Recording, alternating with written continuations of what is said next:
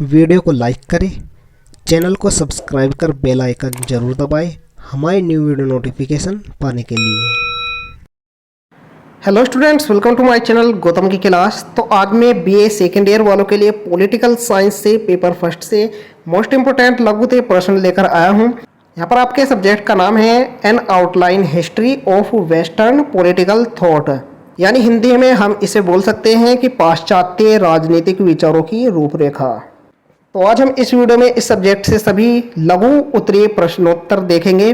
सभी important question वे हैं जो कि आपके एग्जाम के लिए महत्वपूर्ण क्वेश्चन हैं, आपके एग्जाम में देखने को ही मिलेंगे। आपकी बुक या मॉडल में बहुत से क्वेश्चन आपको देखने को मिलेंगे, लेकिन आपको यह जानकारी नहीं होगी कि कौन से क्वेश्चन आपके एग्जाम में पूछे जाते हैं, और इस बार भी आपके एग्जाम में 100% पूछे जाने की पूरी उम्मीद है। तो वीडियो को अंत तक जरूर देखते रहिए, और वीडियो में आगे बढ़ने से पहले यदि आप हमारे चैनल पर नए हो तो चैनल को सब्सक्राइब जरूर करिए, जिससे आपको हमारी आने वाली न्यू वीडियो नोटिफिकेशन समय पर मिलती रहे। तो आइए हम वीडियो को स्टार्ट करते हैं। यहाँ पर फर्स्ट क्वेश्चन है, प्लेटो का वास्तविक नाम क्या था? तो इसका उत्तर हो जाएगा, प्लेटो का वास्तविक नाम था एरिस्टोक्लीज। एरिस्टोक्लीज प्लेटो का वास्तविक नाम था। नेक्स्ट है यहाँ पर, राज्य व्यक्ति का बृहत्तर रूप है किसने कहा? देखिए यह क्वेश्चन मोस्ट इंपोर्टेंट क्वेश्चन है, प्रत्येक वर्ष आपके एग्जाम में देखने को ही मिलता है। तो इसका उत्तर हो जाएगा यहाँ पर, राज्य व्यक्ति का बृहत्तर रूप है, यह कथन प्लेटो का है। इसका उत्तर हो जाएगा, यह कथन प्लेटो का है। नेक्स्ट यहाँ पर, प्लेटो की दो पुस्तक के नाम लिखिए, या प्लेटो की दो प्रसिद्ध रचनाओं के नाम लिखिए। इसका उत्तर हो जाएगा, प्लेटो की दो प्रसिद्ध रचनाओं के नाम हैं रिपब्लिक तथा लॉज। ये दो उनकी पुस्तकें हैं या उनकी रचनाएं हैं। नेक्स्ट यहाँ पर, रिपब्लिक किसकी रचनाएं हैं? इसका उत्तर हो जाएगा, यह प्लेटो की रचना है। नेक्स्ट यहाँ पर, प्लेटो के न्याय सिद्धांत की दो विशेषताएं लिखिए। इसका उत्तर हो जाएगा, उनकी दो विशेषताएं हैं, न्याय की स्थापना हेतु शासक दार्शनिक होना चाहिए, और प्लेटो की न्याय की धारणा कानूनी न होकर नैतिक व सर्वव्यापी है। नेक्स्ट यहाँ पर, प्लेटो के आदर्श राज्य के दो प्रमुख सिद्धांतों का उल्लेख कीजिए। इसका उत्तर हो जाएगा, प्लेटो के आदर्श राज्य के दो सिद्धांत हैं, जो कि पहला है यहाँ पर, आदर्श राज्य का प्राण न्याय है। न्याय व्यक्तियों को सामंजस्यपूर्ण एकता में बांध देता है। और दूसरा यहाँ पर, राज्य के स्वरूप को समझने के लिए नागरिकों का कर्तव्य है कि वे ज्ञान प्राप्त करें। तो ये उनके दो प्रमुख आदर्श राज्य के सिद्धांत हैं। नेक्स्ट यहाँ पर, पॉलिटिक्स किसकी रचना है? तो पॉलिटिक्स अरस्तु की रचना है। नेक्स्ट यहाँ पर, अरस्तु किस राजनीतिक दार्शनिक का शिष्य था? तो वह अरस्तु महान राजनीतिक दार्शनिक प्लेटो का शिष्य था। नेक्स्ट यहाँ पर, अरस्तु के अनुसार क्रांति क्या है? तो इसका उत्तर हो जाएगा, अरस्तु क्रांति का अर्थ सशस्त्र विद्रोह को तब तक नहीं मानता था जब तक सरकार या संविधान में परिवर्तन न हो जाए। संविधान में संशोधन, उदारतंत्र को निरंकुश तंत्र में परिवर्तित करना, राजतंत्र का दैनिक तंत्र में बदलना या जनतंत्र का तानाशाही में परिवर्तन ही अरस्तु क्रांति समझता था। अरस्तु के अनुसार क्रांति के कारण थे अन्याय की भावना, असमानता की भावना, राज्य शासक का निरंकुश बनना, निम्न वर्गों को होने वाले कष्ट तथा प्राकृतिक बाधाएं आदि। नेक्स्ट यहाँ पर, अरस्तु का आदर्श राज्य क्या है?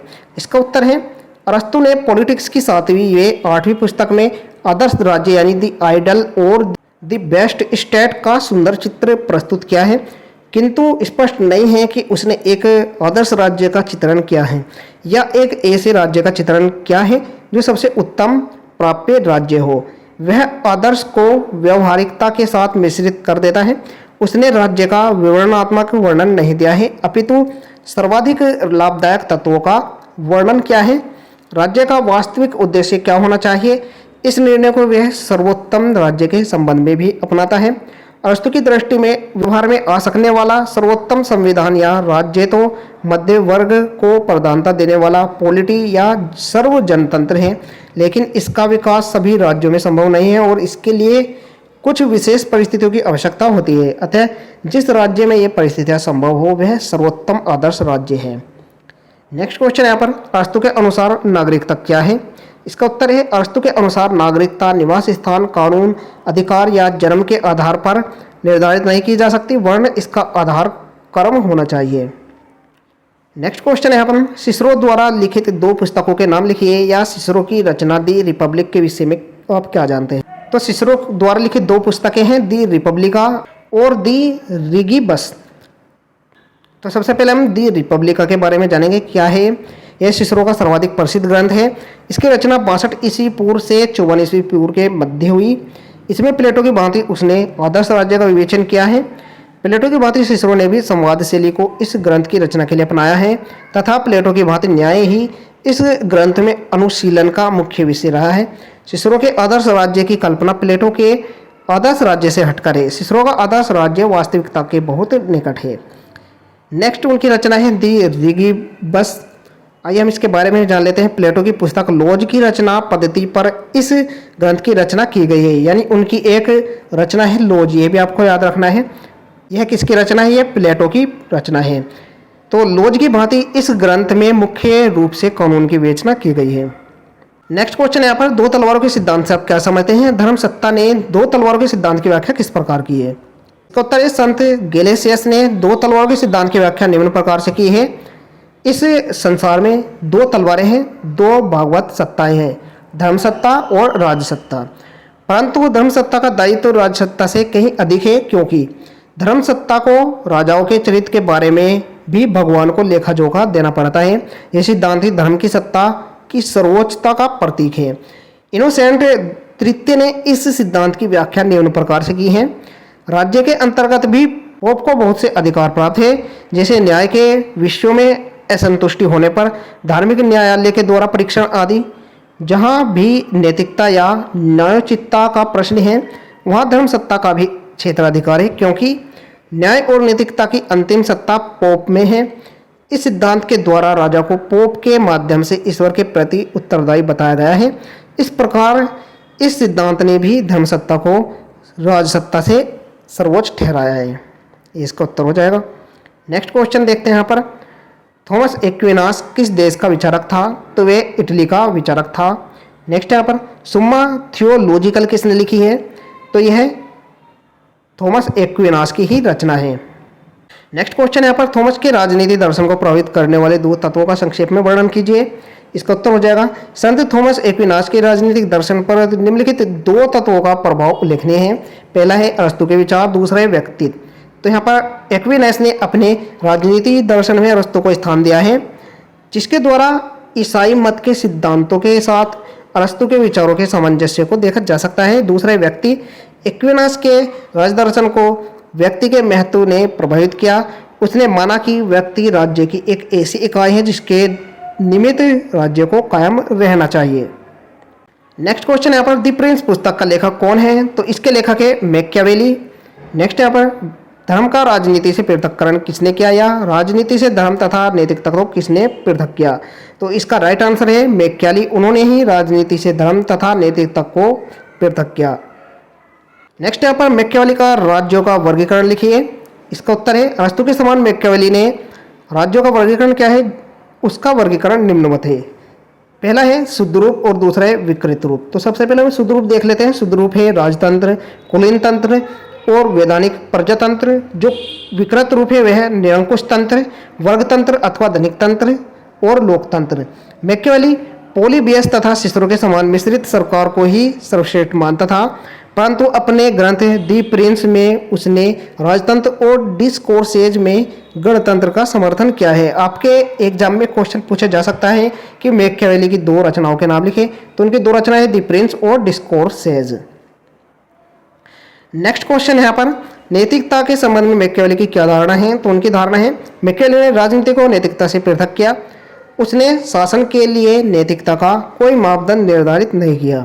नेक्स्ट यहाँ पर मैकियावेली ने नैतिकता को किन दो रूपों में विभाजित किया है? तो उन्होंने दो रूपों में विभाजित किया है। पहला है व्यक्तिगत नैतिकता, दूसरा है जन नैतिकता। नेक्स्ट क्वेश्चन है जीन बोंदा के दो प्रसिद्ध ग्रंथों के नाम लिखिए।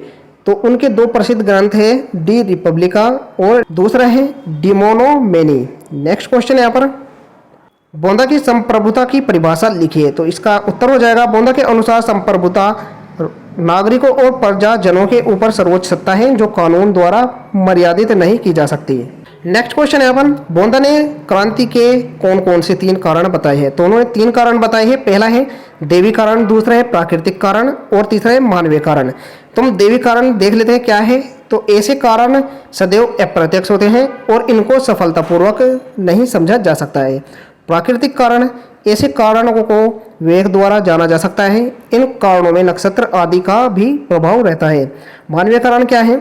इनमें भौगोलिक, आर्थिक, सामाजिक और राजनीतिक कारण सम्मिलित होते हैं। बोंदा द्वारा क्रांतियों के कारणों तथा उनके निवारण के उपायों के वर्णन पर टिप्पणी करते हुए मैक्सी ने लिखा है, वह यानी बोंदा वास्तव में अनेक आधुनिक विचारकों से कहीं अधिक आधुनिक था। नेक्स्ट यहाँ पर प्रथम राजनीतिक वैज्ञानिक कौन था, नाम लिखे। तो इसका उत्तर यहाँ पर थॉमस होब्स, जो कि प्रथम राजनीतिक वैज्ञानिक थे। नेक्स्ट यहाँ पर होब्स की 2 रचनाओं के नाम लिखे, या लेवियाथन पुस्तक किसने लिखी। तो होब्स की 2 रचनाएं हैं, डी सिवे और लेवियाथन। नेक्स्ट है संप्रभुता के संबंध में होब्स के विचारों की 2 विशेषताओं का उल्लेख कीजिए। तो उनकी 2 विशेषताएं हैं, पहली है सर्वशक्तिमान, दूसरी है संप्रभुता का स्वरूप कानूनी। तो हम सर्वशक्तिमान देख लेते हैं। संप्रभुता सर्वशक्ति का दूसरा नाम है। उसमें राज्य के शासन की विधायिका, कार्यपालिका और न्यायपालिका से संबंधित सारी शक्तियां केंद्रीभूत होती हैं। संप्रभुता का स्वरूप कानूनी, होब्स ने संप्रभुता को कानूनी स्वरूप प्रदान किया है। उसके मत में कानूनी स्वरूप उस व्यक्ति अथवा संस्था को प्राप्त माना जाना चाहिए जिसमें अपने आदेशों का पालन कराने की क्षमता हो। संप्रभु आदेश रूपों में कानूनों का निर्माण करता है तथा उन्हें बलपूर्वक लागू करता है। नेक्स्ट यहाँ पर होब्स द्वारा प्रतिपादित सामाजिक समझौते के सिद्धांत की कोई 2 विशेषताएं लिखी है। तो इसका उत्तर है होब्स द्वारा प्रतिपादित सामाजिक समझौते की 2 विशेषताएं निम्नलिखित हैं। पहला है सामाजिक समझौते के उपरांत किसी को भी राजसत्ता की छत्रछाया से अलग होने का अधिकार नहीं है। मनुष्य समझौते की अवहेलना नहीं कर सकता है। दूसरी है समझौते में शासक ने भाग नहीं लिया, इसमें प्राकृतिक अवस्था के समान और स्वतंत्र व्यक्ति ने भाग लिया। नेक्स्ट क्वेश्चन है यहाँ पर मनुष्य स्वतंत्र पैदा होता है परंतु वह हर जगह अपने आप को जंजीर में जकड़ा हुआ पाता है। यह कथन किस विचारक का है। तो यह कथन रूसो का है। नेक्स्ट है बेंथम की 2 रचनाओं के नाम लिखे। तो उनकी रचनाएं हैं फ्रैगमेंट ऑन गवर्नमेंट तथा church of England. Next question है यहाँ पर हर्बर्ट स्पेंसर की 2 रचनाओं के नाम लिखे। तो उनकी 2 रचनाएं हैं सोशल स्टैटिस्टिक्स और दूसरी है फर्स्ट प्रिंसिपल्स। नेक्स्ट क्वेश्चन है यहाँ पर हर्बर्ट स्पेंसर के अनुसार राज्य के सावयव सिद्धांत का क्या अर्थ है। तो इसका उत्तर हो जाएगा हर्बर्ट स्पेंसर ने राज्य और जीवधारी की रचना का वैज्ञानिक विश्लेषण करते हुए अपने सावयव सिद्धांत का विवेचन किया है। उसने जीवधारी या प्राणी से राज्य के अंगों की सूक्ष्म तुलना करके यह कहा है कि राज्य किसी भी रूप में अन्य जीवधारी से भिन्न नहीं है। स्पेंसर ने राज्य और जीवधारी की रचना व विकास का वैज्ञानिक विश्लेषण किया है। नेक्स्ट क्वेश्चन यहाँ पर दास कैपिटल का लेखक कौन है। तो इसके लेखक है कार्ल मार्क्स। नेक्स्ट यहाँ पर वैज्ञानिक समाजवाद के जनक कौन है। यह क्वेश्चन इस प्रकार से पूछा जा सकता है कि वैज्ञानिक समाजवाद के प्रवर्तक का नाम लिखिए। तो इसका उत्तर हो जाएगा वैज्ञानिक समाजवाद के प्रवर्तक या जनक है कार्ल मार्क्स। नेक्स्ट क्वेश्चन यहाँ पर कार्ल मार्क्स का वर्ग संघर्ष का सिद्धांत क्या है, या कार्ल मार्क्स के वर्ग संघर्ष सिद्धांत का अर्थ लिखिए।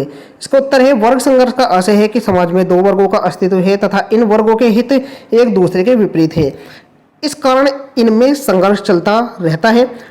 मार्क्स का कथन है कि वर्ग संघर्ष आधुनिक युग में पूंजीपतियों और श्रमिकों के बीच मुख्य रूप में पाया जाता है और इस संघर्ष के परिणाम स्वरूप ही समाज मानवीय आशाओं के अनुरूप उन्नति नहीं कर पाता है। इसलिए वर्ग संघर्ष ही राज्य तथा समाज की एक महत्वपूर्ण समस्या है। नेक्स्ट यहाँ पर टी.एच. ग्रीन के अनुसार स्वतंत्रता के प्रकार लिखिए। टी.एच. ग्रीन के अनुसार स्वतंत्रता के 2 प्रकार कौन कौन से हैं। तो इसका राइट आंसर है सकारात्मक स्वतंत्रता और निश्चयात्मक स्वतंत्रता। ये दोनों ही उनके अनुसार प्रकार है स्वतंत्रता के। नेक्स्ट यहाँ पर राज्य का आधार इच्छा है, शक्ति नहीं, किसने कहा। तो राज्य का आधार इच्छा नहीं शक्ति है, यह कथन टी.एच. ग्रीन का है। तो ये सभी लघुत्तरीय प्रश्न थे जो कि आपके राजनीतिक विज्ञान से थे बीए सेकेंड ईयर वालों के लिए। आपके एग्जाम के लिए पूरे सिलेबस से क्वेश्चन चुने हुए क्वेश्चन हैं जो कि अत्यंत महत्वपूर्ण क्वेश्चन है आपके एग्जाम के लिए। आप एग्जाम में जाने से पहले सभी क्वेश्चन को ध्यानपूर्वक जरूर पढ़कर जाएं। आशा करता हूं आपको वीडियो हेल्पफुल लगी होगी। वीडियो पसंद आई हो तो लाइक जरूर करें और वीडियो को अपने दोस्तों के साथ ज़्यादा से ज़्यादा शेयर करें जिससे उनकी भी हेल्प हो सके। और चैनल पर नए हो तो चैनल को सब्सक्राइब भी जरूर करें ताकि आपको हमारे आने वाले न्यू वीडियो नोटिफिकेशन समय पर मिल जाए। मिलते हैं ऐसी न्यू वीडियो के साथ, तब तक के लिए बाय बाय, टेक केयर।